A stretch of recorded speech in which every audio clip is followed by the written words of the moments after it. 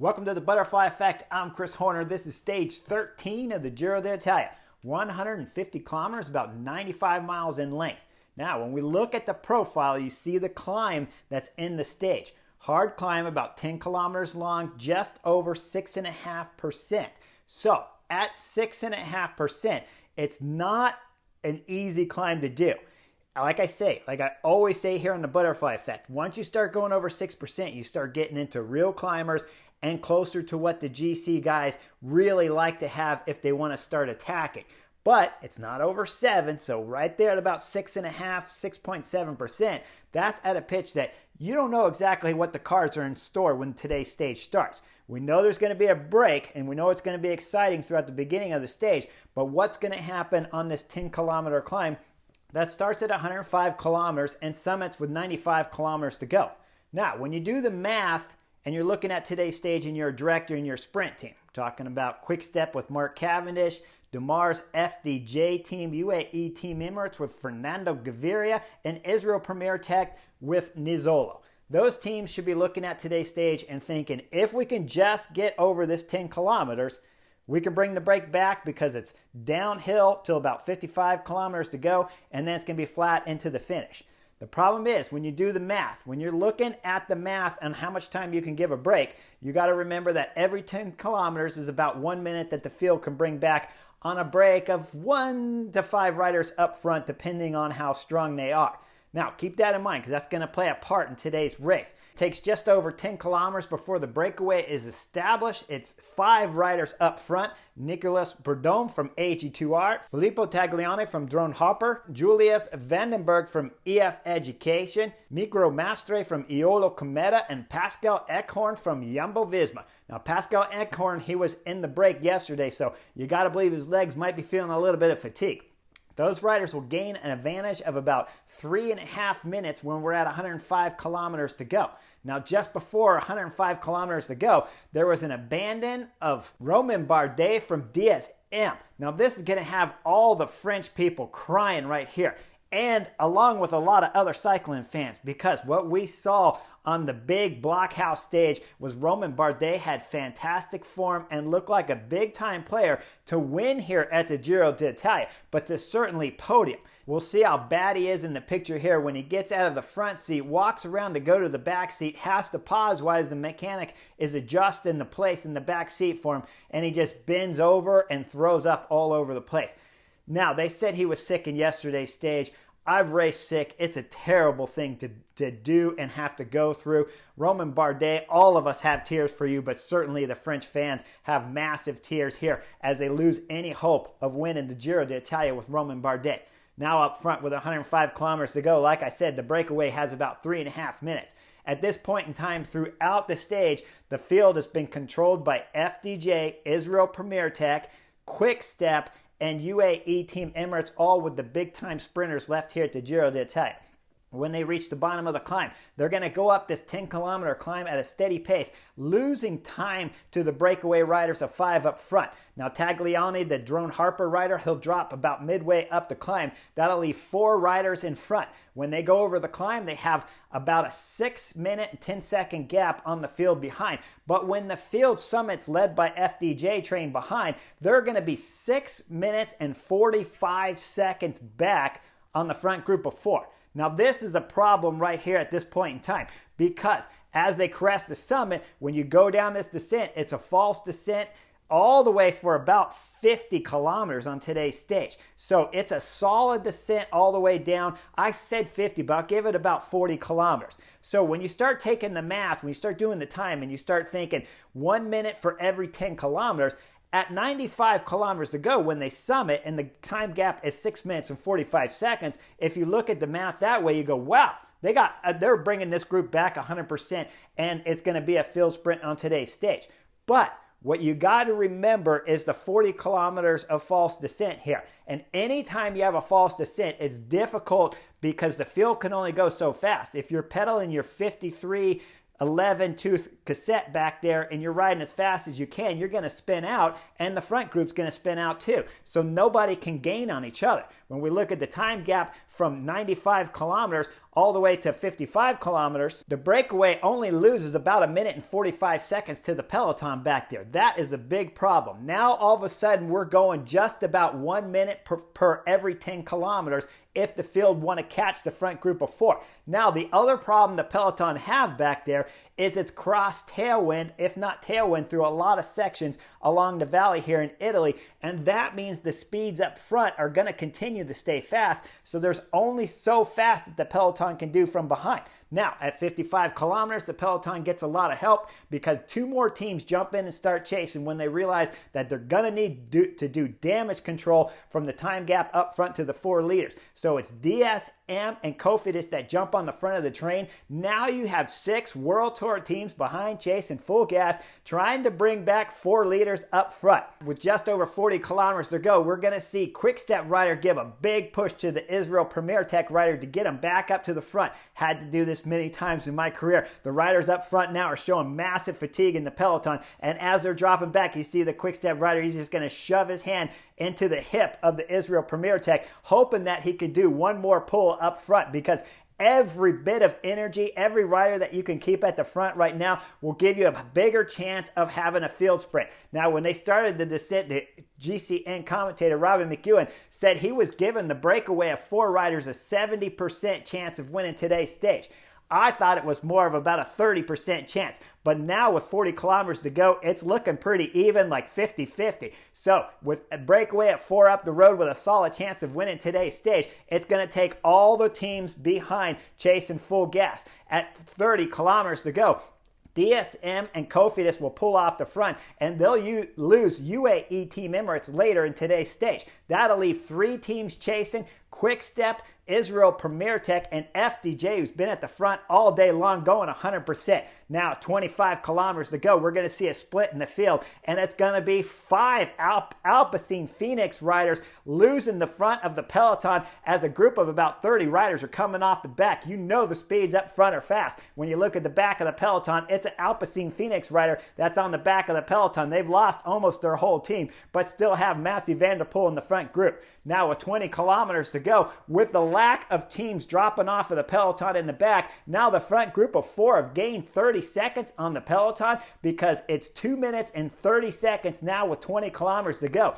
This has been one of the best advantages that the group of 4 up front have had since the last 55 kilometers. As we know now, with 20 kilometers to go, they've gained 10 or 15 seconds on the peloton back there. Now with 10 kilometers to go, we're going to go back up to the front of the break, and we're going to start seeing that it's Mastre there, the Iolo Cometa rider, that's dumping the water bottle on his head. This has been a hot stage, and this is the first sign that I've seen from the group of 4 where guys are starting to suffer up there up front because they've been pulling hard on the pedals throughout today's stage. With 10 kilometers to go, the gap starts getting back down to a reasonable size where we know it's 50-50 back there at the gap at just about 1 minute 10 seconds. Then with 5 kilometers to go, the gap is still about 40 seconds, and it's Israel Premier Tech's Rick Zabel that comes to the front. Now this is a bad sign for the peloton because this is the main lead out man for Giacomo Nizzolo, but Israel Premier Tech believe they need 100% help at the front. With Rick Zabel coming to the front,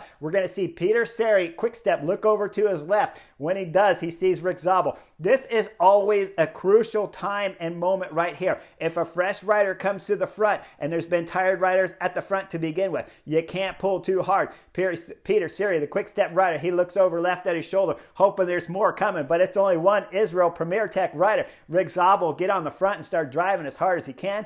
With 3 kilometers to go, Pascal Ankhorn, Jumbo-Visma riders, looks like to be the strongest of the 4 riders left in the group up front. He's accelerating hard out of the roundabout, out of the pedal, sprinting, going up the small little climbs.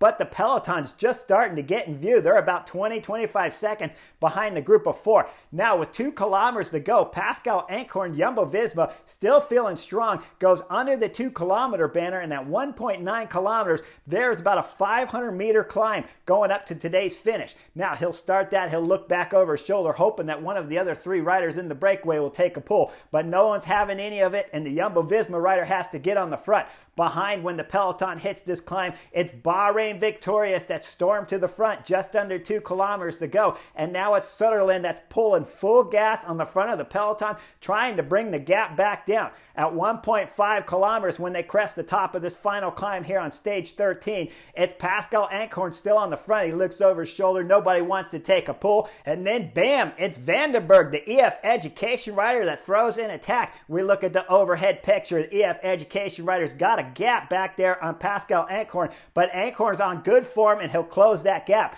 behind the pelotons right on their wheels, just about 9 seconds. When they started this climb, they had about a 25-second gap. Now at the top, it's under 10 seconds. The peloton is storming down on the group of 4 who are playing games up front. With 700 meters to go, it's Iolo Cometa Mastery that throws in attack just as the FDJ train being led by Sinkeldam with 2 guys on his wheel. It's Garnieri and Demar lined up on the FDJ train. 3 FDJ riders is all that's left though, as Sinkeldam trying to close the gap to Mastre. Now Mastre's left the other 3 breakaway companions behind, and FDJ's trying to close the gap. At 500 meters to go, Sinkeldam's had enough. He pulls off, looks over his shoulder, says, "It's all you, Garnieri. You got to close the gap." Jacopo Garnieri, he does a fantastic job. You see him look over his shoulder. He sees his sprinter Arnaud Demar still on his wheel and starts to accelerate up to Mastre. He closes the gap at about 350 meters to go.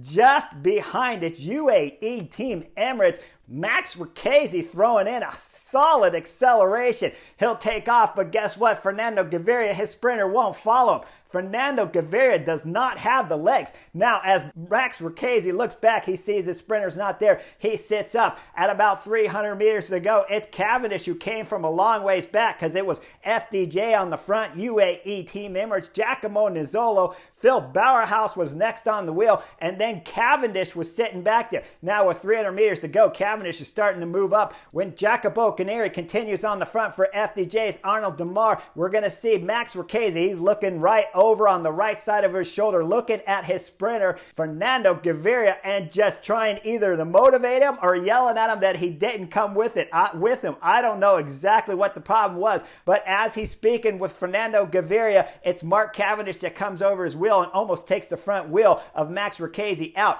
Up front with 200 meters to go, it's Arnaud Demar that starts his acceleration to try to win stage 13 of Giro d'Italia. Now he starts his sprint on his wheels. Fernando Gaviria coming up the right side though is going to be Phil Bauhaus, Bahrain Victorious, coming against the fence. On the left side, Mark Cavendish has started his acceleration. We start knowing at this point in time, Fernando Gaviria doesn't have any legs left at 100 meters to go. Phil Bauerhaus has moved up at 75 meters. It's a 3-way battle. Mark Cavendish is on the left side. Center is Arnaud Demar. On the right against the fence is Phil Bauerhaus. But Arnaud Demar does one last acceleration and wins for the French fans who are crying at home. They were crying tears of pain when Romain Bardet dropped out at 110 kilometers to go in today's stage. And now at the finish line with FDJ's Arnaud Demar win, they're crying tears of joy here all in France. Second on the stage, Phil Bauerhaus, who put in a massive acceleration to come from way back against the fencing.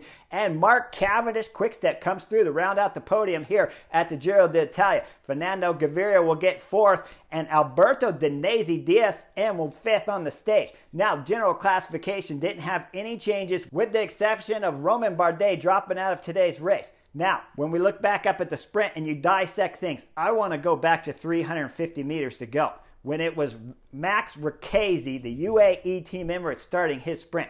Now, guys, there is not enough credit given to Max Ricchesi. If you look at Michael Morkov from Quick Step and you call him the best lead-out man in the world, Max Ricchesi, in my opinion, is the second best lead-out man in the European peloton. Now, he's going to retire after this Giro finishes, which I think is a shame. When you look at every major stage race that he's in, he is always in the perfect position to drop off his teammate no matter what team he's ever ridden for throughout his career. Here today, it was Fernando Gaviria who just didn't follow Max Ricchesi. But if he had the legs and followed Max Ricchesi, he would have been left with a perfect straight line to the finish to be able to win here at stage 13. So when you guys talk about Michael Morkov, make sure you bring up Max Ricchesi because he is the second best in the business. And the idea of letting a rider of this quality retire at the end of this Giro d'Italia is absolutely a shame. Go back and watch all these stages and look where Max Verkese always is. He's in perfect position, and he is the number 2 best lead-out man in the European peloton. Now, let's get back up to the GC favorites, because we look and nothing changed that's been in the top 10 with the exception of Romain Bardet. But when you look at tomorrow's stage, it's going to be a difficult stage. Anything can happen. Should be a stage for the breakaway. But all the general classification favorites need to have a sharp eye and always be paying attention throughout tomorrow's stage 14 if they don't want to lose any time, because anything's possible in tomorrow's stage of the Giro. Make sure you guys like and subscribe, and I'll see you on the next edition of the Butterfly Effect real soon.